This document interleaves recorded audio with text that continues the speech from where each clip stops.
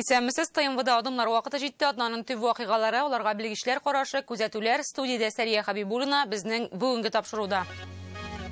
Яңа очрашу, яңа мәсьәләләр. Владимир Путин әйткәннәрнең кайсысы Татарстан халкына турыдан-туры кагылачак?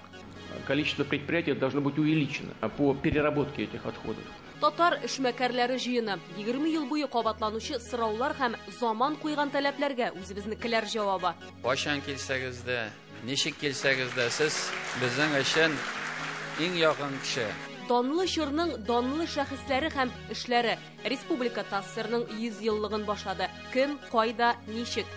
Без тарихта эзлебез. Җырла дип әйтәсез, сезгә нинди җыр кирәк? Бөтен дөньядагы милләттәшләребез яратып тыңларлык яңа татар җырын кем иҗат итәр? Эзләдем, сине дип җырлыйлар җырчылар. Җырның тамашачы күңелен яулап алырга 3 минут вакыты бар. Икенче атналеттен тапшыруны Россия күләмендәге вакыйгадан башлыйк. Узган атнада Владимир Путин чаллыга килсә, монысында ул 2000-га якын журналист белән Мәскәүдә аралашты. Гомумән, КамАЗдагы очрашуга әйләнеп кайтсак, аның кайтавазы бар. Сергей Чемезов белән Сергей Кагогин завод үсеше өчен өстәмә 50 миллиард сум акча сораган иде.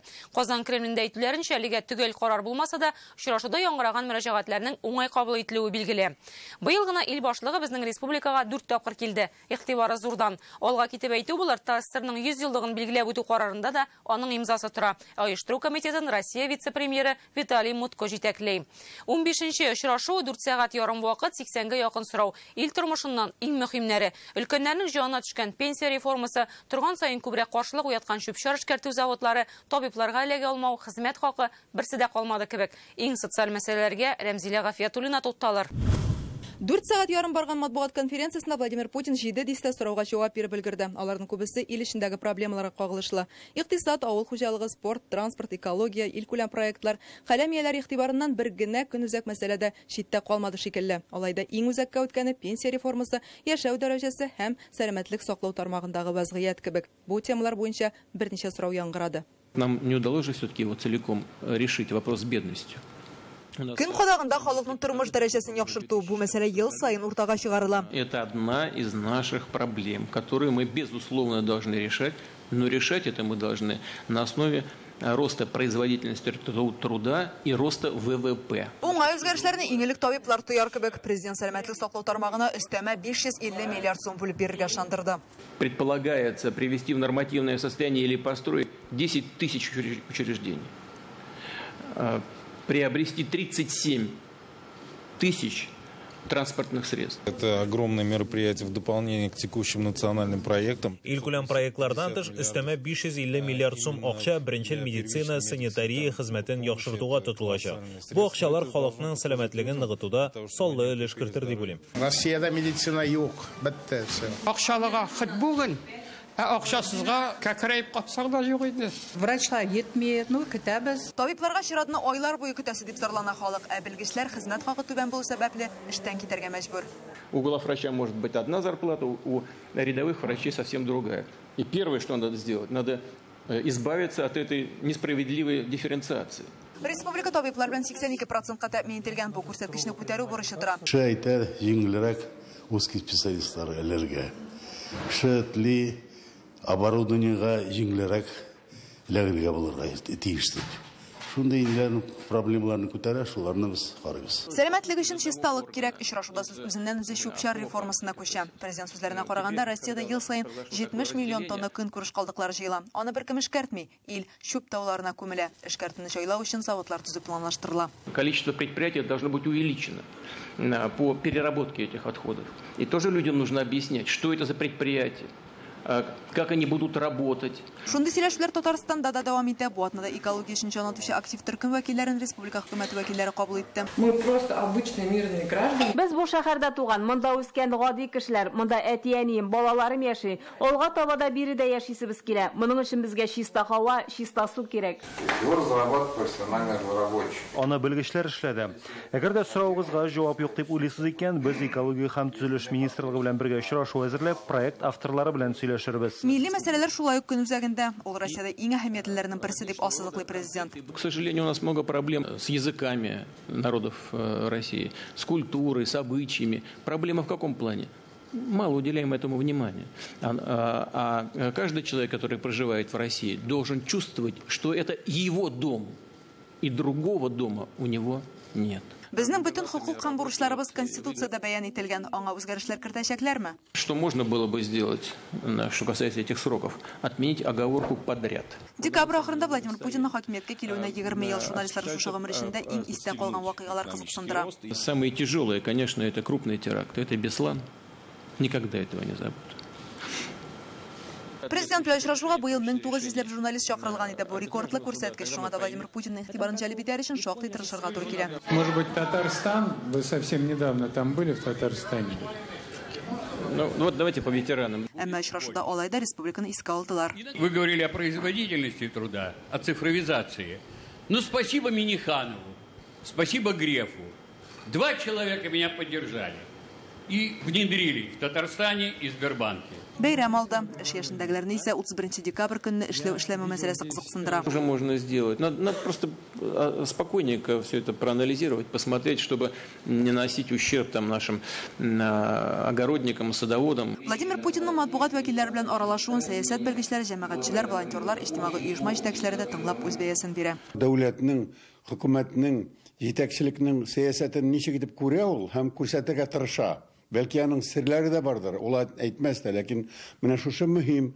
Чөнки без халык аны белергә тиеш. Ул да халыкка нәрсәдер җиткерергә тиеш. Аппарат зур бит. Газет журналлар зур, ләкин ул сөйли. Димәк аңа шулай кирәк. Димәк бу иң мөһим дип саный. Наступила ситуация внутренней стабильности, уверенности в том, что страна будет развиваться вот этим стабильным путем. Рәмзилә Гафиятуллина, Фируза Хамидуллина, Ренат Сафин, Яңа гасыр каналы. Ел ахырына якынлаша, вакыйгаларның саны да көнләп арта, иң мөһимнәрен кыскача күзәтик. Рөстәм Минханов Сейдәш мәдәни үзәген капиталь ремонттан соң ачуда катнашты. Кафе, иҗади лаборатория, китапханә, камера музыкасы залы, сәнгать кабинетлары, күп функцияле күргәзмәләр һәм бию заллары бар уңайлыгы бар. 1971 елда төзелгән бинада Альбина Шаһимратованың опера мәктәбе ачылырга тиеш. У нас Вербышки, Юдина, Чулпан, Алапузовский театр. Вся эта программа, она идет в рамках столетия республики. Мы хотели, чтобы на самом деле столетие не просто вот праздник, они собрались там, а оставить какой-то след, культурный след. Минтимир Шәймиев Татарстандагы җирле үзидарә рәисләренең 16-нчы курылтаенда катнашты. Бу өлкәдә 15 меңнән артык кеше эшли. 49 федераль проектның гамәлгә ашырылуында аларның өлеше зур. Киләсе елга проектларны финанслау 55 миллиард сумнан арткан. Фәрит Мөхәммәтшин табигать сагында торган иҗтимагый хәрәкәт, уку йортлары, предприятие, масса күләм мәгълүмат чаралары вәкилләрен Эколидер конкурсы катнашучыларын котлады. 13 номинация буенча 40-тан артык җиңүчене хөрмәтләделәр. Мы очень промышленно развитая республика, и вопросы экологического производства, использования экологических технологий приобретают все больше и больше значения. Алексей Писушин юхыды хезмәткәрләренә эш автомобиль ачкычларын тапшырды. Район бүлекчеләренең машина паркы хәзер 39 берәмлеккә тулланды. Эти автомобили, я уверен, помогут вам в осуществлении ваших полномочий. Экрандагы менә бу 2 фотоны карагыз әле. Матур бит, шуны үзебезчә һәм милли. Бу атнаның тагын бер зур вакыйгасы ул ТАССРның 100 еллыгына багышланган чараларны башлап җибәрү. Тантанага республика җитәкчелеге әнә шулай үзенчәлекле итеп киенеп килгән иде. Хәер, бу тантана үзе дә бик зур һәм эчтәлекле булып тарихка керәчәк. Илһам Шакиров исемендәге концертлар залы, андагы барлык техник мөмкинлекләрне эшкә җигеп, республиканың талантларын туплап. Сәхнәдә Татарстан үсешенә төрле юлларда, төрле ясылыкларда өлеш керткән, исемнәрен эшләре аша тарихка язган улуг шәхесләребез. Залда исә меңләгән кунак. Алар Россиядән генә түгел, хәтта чит илләрдән дә. Завод җитәкчесе, опера театры солисты, хәрбиләр, спортчылар, дин әһелләре. ТАССР елы ничек башланды һәм ничек дәвам итәчәк? Рания Абдрахманова. Бәйрәм чарасы 1000 ел элек булган вакыйгаларны күрсәтүдән башланды. Театральләшкән тамашада Болгар, Алтын Урда, Казан ханлыгы, Россия, татарның дәүләтчелеге чылбыры бу. ТАССР төзелүгә 100 еллыкны бәйрәм итүгә фатиханы президент Рөстәм Миңнеханов бирде. Хөрмәтле татарстанлылар, мөхтәрәм милләттәшләр. ТАССР төзелүнең 100 еллыгы татар халкы һәм бөтен төбәк тарихында бик әһәмиятле чор. Чын күңелдән татарстанлыларны һәм милләттәшләрне, дусларны һәм партнерларны республика үсешенә өлеш керткән һәркемне шушы ылы бәйрәм белән котлыйм. Татар автономиялы Совет Республикасы 1920 елның 27 майында Ленин қол қойған декрет негізінде түзілі. ТАССР түрлі яқлап өсіш алды Рөстем Миңнеханов. Бүгін Татарстан біздің ғұрурлық. Бүгін республика елінің ең алдыңғы төбәкләре сафында.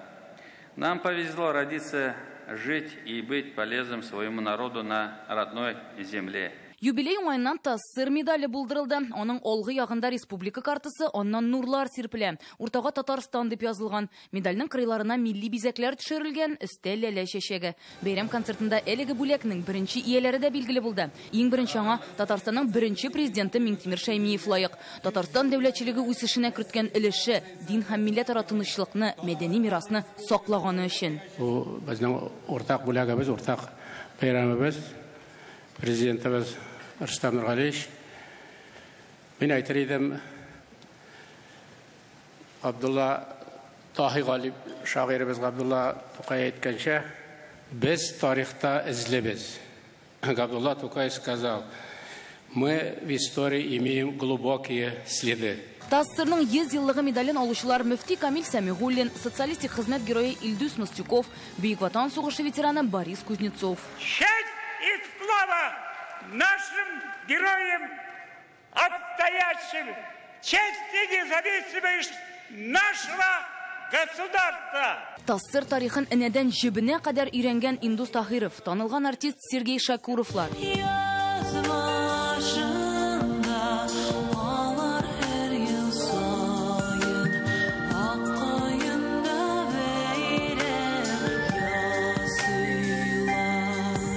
Кич Татарстан үсешенең бүгенге биеклеген генә чагылдырып калмады. Аның мәдәни бизәкләрен, төрлелеген дә күрсәтте. Бәйрәм тантанасын тамаша кылырга 2500 кеше чакырылган. Республика җитәкчелеге, зыялылар, дәрәҗәле кунаклар, Татарстаннан читтә яшәүче, ләкин республикада күп еллар хезмәт иткән дәрәҗәле кунаклар бар иде. 50 лет от республики 100 лет. Республикага 100 ел, шуның яртысы КАМАЗ белән бәйле. Мин КАМАЗда 20 ел эшләдем. 80нче елларны искә төшерәм. Ул чакта Казан мондый юк түгел иде. Казанның бүгенге үзгәрешләре безнең һәрберебездә горурлык хисләре уята. Минем туган республикамның 100 еллык бәйрәме минем шикелле үк татар балаларына, татар уллары һәм кызларына ул зур, тантаналы, шатлыклы һәм истәлекле вакыйга. Каждый приезд меня чем-нибудь новым удивляет. Мин Татарстанда еш булам. Һәр килүемдә яңалык, яңа корылма төзелгән, яңа проект эшләп киткән даими алга китеш бар. Бу федерациянең башка төбәкләре өчен үрнәк булып тора. Бәйрәм тантаналарына старт бирелде. Димәк, киләсе 365 көндә безне юбилейга багышланган төрледән төрле чаралар көтә. 2020 республика өчен үзенчәлекле ел ТАССРның 100 еллыгы. Юбилейны Мәскәүдә дә, Санкт-Петербургта да, гомумән Россиянең күп санлы төбәкләрендә бәйрәм итәчәкләр. Алай гына да түгел, Австралия, Америка, Германиядә кушыла. Татарстанның төрле шәһәр һәм районнарына бүләкләр әзерләнгән. Әйтик, Казан өчен әзерләнгән бүләкләрнең берсе ул стратегик объект. Киләсе елга зур Казан боҗрасының менә бу өлешен ачачаклар.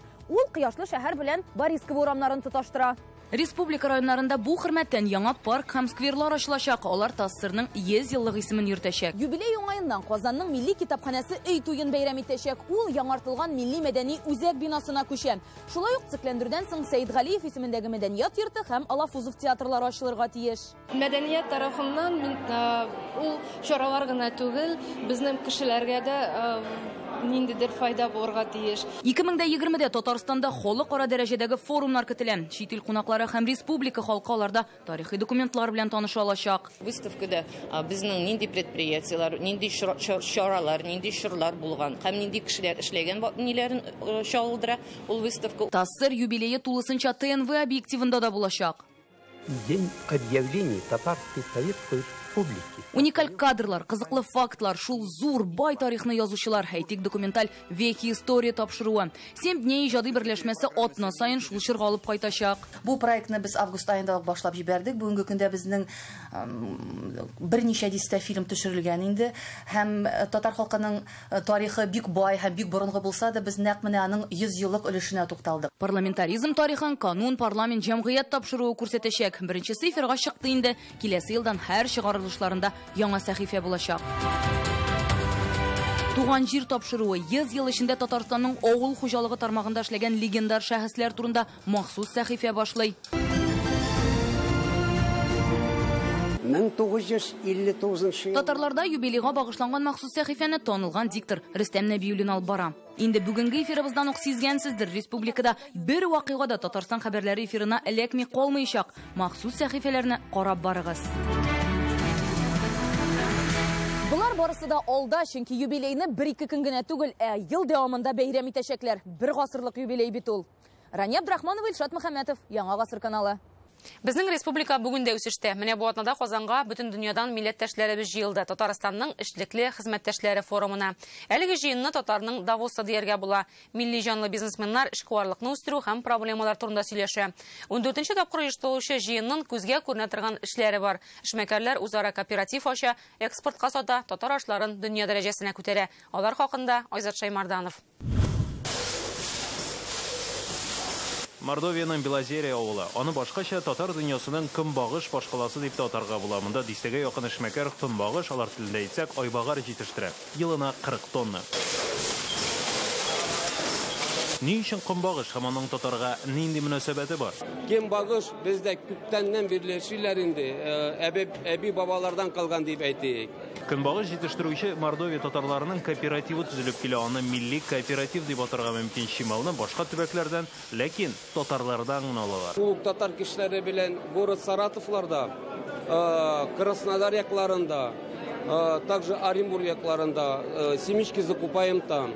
Если в этом году урожай нормальный булса, если позволит Алла берсе, возможно, Татарстанда үселгән семечкаларны да будем закупать. Бүген Россиядә 4300 татар авылы бар. Зур авыллар бизнес белән шөгыльләнә, миллилекне саклый. Узган елгы эшмәкәрләр форумында Рөстәм Миннеханов аларга үзара кооператив төзергә тәкъдим иткән иде. Кооперативка берләшеп татарлар үз продукциясын чит илгә чыгара ала дип саный эшмәкәрләр белән эшләүче Фәрит Уразаев. Бигрәк ашлык белән сәүдә итеп. Астраханнан менә берничә порт тотучы Ayupov Farid Efendi. Ул үзенең эшчәнлеген Татарстан белән һәм Россия регионнары белән шактый күптәннән алып бара. Һәм әйтергә кирәк, Каспий диңгезе аркылы, Идел аркылы башка илләргә дә чыгу мөмкинлеге аның шактый зур. Сүз Әстерхан эшмәкәре Ринат Аюпов турында бара. Ул форумга да килгән иде. Караплар төзи, порт тота, хәтта бер карапка Габдулла Тукай, икенчесенә Муса Җәлил исемен биргән. Әстерханда ул милли проектларның иганәчесе. Мы, в принципе, на рынке, на этом транспортно-логистическом уже давно, с 96-го года. Сначала просто занимались транспортным экспедированием. Татарстанның эшлекле хезмәттәшләре форумының нәтиҗәсе бу. Ул Казанда инде 14нче тапкыр үтте. Сез кунак түгел, сезнең иегез менә Татарстан. Кайчан килсәгез дә, ничек килсәгез дә, сез безнең өчен иң якын кеше. Быелгы форумда төп үзенчәлек татар аш-суы бизнесын җәелдерү турында барды. Бу өлкә берникадәр үсеш алган, ләкин аны халыкара дәрәҗәгә, ягъни француз, итальян, Кытай, японнарныкы кебек күтәрергә мөмкин дип исәплиләр. Говорим о том, что надо хотя бы взять Һичюга француз аш-суын карарга кирәк. Андагы стандартларны пешекчеләрне әзерләүне өйрәник. Безгә милли аш-суын үстерер өчен махсус кафедра ачарга кирәк. Бүген Россиянең 30 төбәгендә аш-су кафесы, рестораннары эшли икән. Бу яхшы күренеш. Димәк, махсус кафедрага ихтыяҗ зур дигән сүз. Безгә килгән кеше, менә сезгә килгән кеше, безнең татар ризыгын ашап караса, ул гел дә сорый. Кайда аны ашап була, кайда нинди аның рестораны бар. Татар кулинариясының бер өлеше иттән тора. Мишәр татарлары яшәгән җирлектә казылыклар ясау алга киткән Чувашиянең Шыгырдан авылында Пазюковлар гаиләсе 20 төрле ит продукциясе җитештерә. Бу бизнеста алар инде 5 ел. Татар үзәкләре оештырырга кирәк инде регионнарда. Татар продукт дигән кебек шундыйрак әйберләр булса, татарлар өчен производительләргә бик әйбәт булыр инде ул. Шундый татарский дом дигән кебек. Татар эшмәкәрләренең роле елдан ел көчәя бара. Әлеге бизнес милләткә хезмәт итә икән, димәк аның акчасына милләт тә бай яши ала дигән сүз. Шуның бер нәтиҗәсе Казахстанда татар лицейын ачарга телиләр. Серьезно задумайся об открытии Казахстан-Татарстан лицее ачасыбыз килә. Анда мәктәп программасы тулысынча булачак. Татар теле һәм әдәбияты да укытылыр. Ул акчасыз булмый, шуңа күрә, әгәр дә безнең бизнесменнарыбызның эше уңай булса, аларның мөмкинлеге була ярдәм итәргә, мәчеткәме, мәктәпкәме, милләттәшләргәме. Эшмәкәрләр белән очрашу моның белән генә тәмамламый, инде киләсе ел башында авыл фермерлары белән аерым очрашачаклар. Айзат Шаймарданов, Гадел Миндубаев, Яңа гасыр каналы. Отнарың біздің репортажларға ләкмәгән ғажап хәлләрен Данил Сафаров җиткерер, кодак вакыты. Исәнмесез. Японнар бик тапкыр халык. Алар көн күрешне үзләренә ничек кирәк, шулай яраклаштыра. Шакмаклы карбызлары гына да ни тора, хәтерлисездер. Табигать кануннары бер читтә торсын. Күчереп йөртергә уңайлырак икән, димәк карбыз шакмаклы булырга тиеш. Балалар тәрбияләүне дә бик җиңел әйткән японнар. Урамнарында менә шушындый хәлләр күрергә мөмкин. Балаларын бәйдә йөртәләр. Югалмаска уңайлы бит. Кичкенә, кил монда, дип дәшәсе килә. Һәм ниһаять японнардан тагын бер ашыш чыкты бу атнаны. Фанерадан үзеңнең копияңны ясасаң, ул сиңа сабыеңны тәрбияләргә ярдәм итә икән. Юк, такта кешеләрне бездә дә кулланыштыргалаштыргалыйлар. Я юл кырыенда ясалмага ишник тора, я кибеттә сатып алучыларны бузыва каршы ала. Әмма мондай файдалы максатта кулланганны күргән юк иде әле. Да вы, блин, даете. Хәер, тапкырлыкта безнекеләр дә японнардан калышмый. Бу атнаны берничә кызыклы хәл күзәтергә туры килде. Калининград өлкәсендә плитка җәйгәннәр. Ничек җәйгәннәр инде? Бушлыкны ямаганнар да плитка рәсеме сызып чыкканнар. Күзгә күренмәле плитка шәһәр архитектурасына таман гына кереп утырган. И так сойдет. Ә монысы Амур өлкәсе, багананы скотч белән ремонтлаганнар. Тик тапкыр төзүчеләр түгел, хәйләкәр шәһәр халкы. Шул рәвешле проблемага игътибарны җәлеп иткән алар. Хәзер түрәләргә теләсәң, теләмәсәң ремонтлыйсы була инде. Ә монысы Чиләбе, илебезнең иң кырыс шәһәре. Хәтерләсәгез, мондагы туристларга истәлеккә менә шушындыйрак магнитиклар тәкъдим итәләр. Ә яңа елга Чиләбеләр яңа сувенир чыгарган. Хәтерлисезме, эчендә салмак кына кар ява торган сувенир бар. Чиләбенең дә бар ул хәзер. Эчендә шәһәрнең төп достопримечательностьләре, завод турбалары һәм салмак кына кап-кара кар ява. Ә иң тапкыры үзебезнең татар егетләре. Шуңа да кадакны әлеге дәлил видео белән тамамларга булдым. Арча районында узган бер туйда Инсаф исемле бер егеткә салмак бию бирергә кыз җитмәгән. Моңа күңеле төшәме соң инде чын татар егетенең? Аптырап тормый Инсаф. Юмор хисең үзең белән булганда бернинди кыз да кирәкми. Салмак биюне ул үзе белән бии.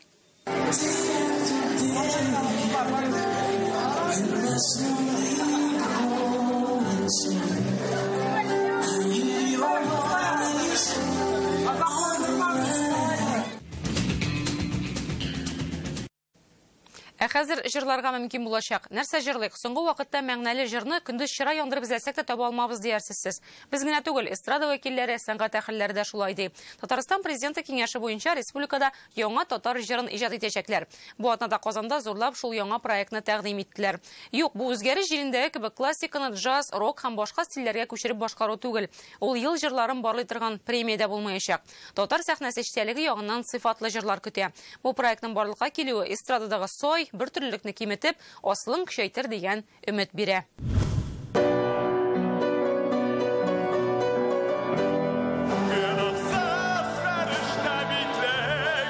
Таныш булыгыз, яшь һәм сәләтле композитор Миләүшә Хәйруллина. Остазлар фикре буенча ел ачышы. Аның «Кем идек» дип аталган җырын Артур Исламов һәм Филүс Кахиров башкара. Шигырьләр авторы Арчада яшәүче Гөлүсә Баттал белән бергә иҗат иткәннәр.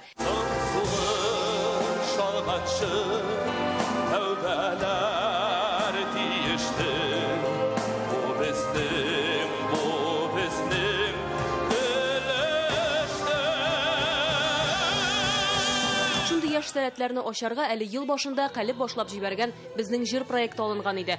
Анда катнашучы автор, композитор һәм башкаручылар яңа татар җырыда яңа этәргеч бирер дип өметләнә.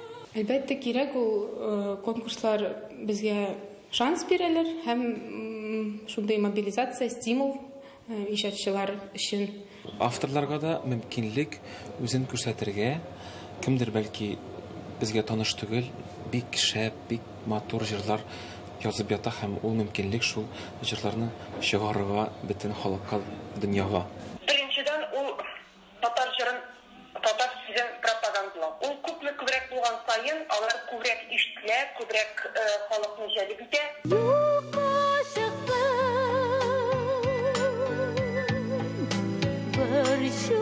Алар бер-берсенә дә илһам бирәләр. Әлбәттә бу теге парларны махсус кавыштыру ул заказ кебек.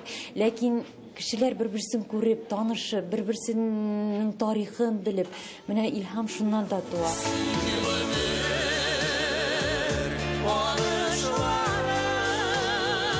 Халык күңелендә ул сүзләр яши. Ниндидер менә бер фраза синеңа якын, җанымда яз булып кала әлеме ул. Ниндидер менә шундый бер сүз була. Татар эстрадасы өчен күп җырлар язган шагыйрь Эльмира Җәлилова уңышлы җыр серен белә. Яңа татар җыры проектын тәкъдим иткәндә Марат Готыч әйтте инде. Күңел җырларлык җырлар булсын иде, шундый җырлар иҗат ителсен иде дип. Чынлап та, мәсәлән, җырның концерт вакытында булмасын, проект вакытында булмасын, тамашачы күңелен яулап алырга 3 минут вакыты бар. Шул вакыт эчендә, әгәр дә ул җыр халыкның күңеленә барып җитми икән, халыкның теленә йогып калмый икән, ул җырның яшәргә инде ничек дип әйтим, мөмкинлеге юк. Бар яңа җырлар килешәм, текстлар да яхшы, ләкин менә кайбер җырлар шигырь буларак матур, инде аны композиторлар көйгә салгач, ул үзенең музыкальлыгын югалткан дип әйтик. Әйтик, басым дөрес төшми, изләдем, сине дип җырлыйлар җырчылар, чөнки шигырь әлеге музыкага ятмаган.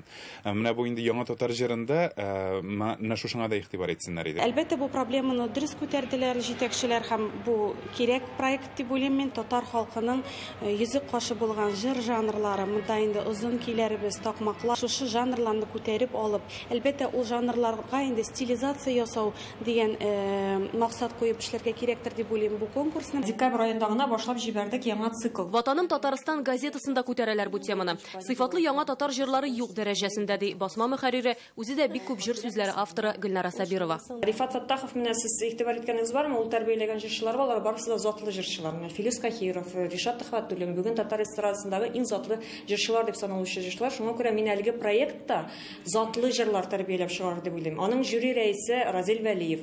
Разил Вәлиевнең һәрбер җыры аерым тарих. Менә ул җырны тыңлаганда тулы бер гомер яшәп чыгасың кебек.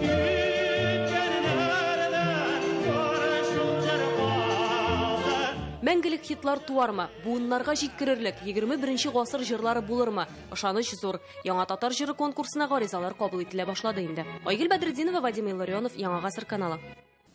Бу узып баручы атнаның төп вакыйгалары иде. Киләсе шимбәдә быелга нәтиҗә ясарбыз. Әлегә исән-сау булыйк.